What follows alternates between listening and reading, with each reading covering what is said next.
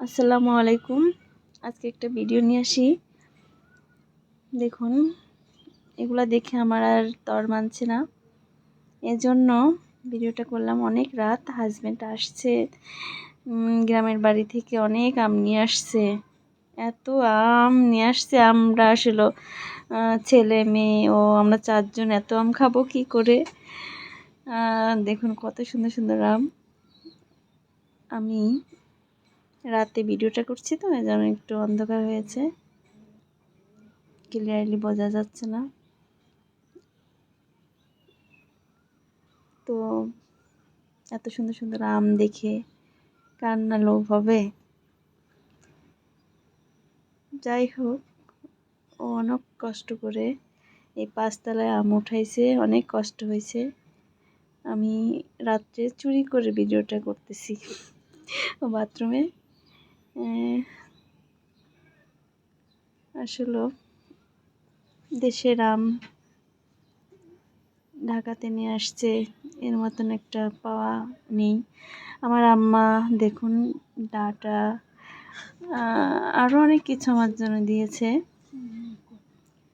শ্বশুরবাড়ি থেকে দিয়েছে আম, আরও দেখুন আরও লিচু পাঠিয়েছে আমার আম্মা। সব কিছু মিলায়ে অনেক কিছুই দিয়েছে। রাত তো অনেক, বের করতে করতে আমার এদিকে ভোর 4টা বাজছে, ও আসছে 3:30টায়। দেখুন কত অন্ধকার লাগছে, ভয়ে ভয়ে করছি, বুঝেনি তো। ও তো বলবে এত রাত্রে ভিডিও করতেছে। দেখুন কত সুন্দর আম, এটা আমার শ্বশুর বাড়ির গাছের আম। অনেক মিষ্টি, অনেক চিনির মতন মিষ্টি, দেখতেও সুন্দর, খাইতেও সুন্দর। আমি সব কিছু একে একে বের করে রাখছি।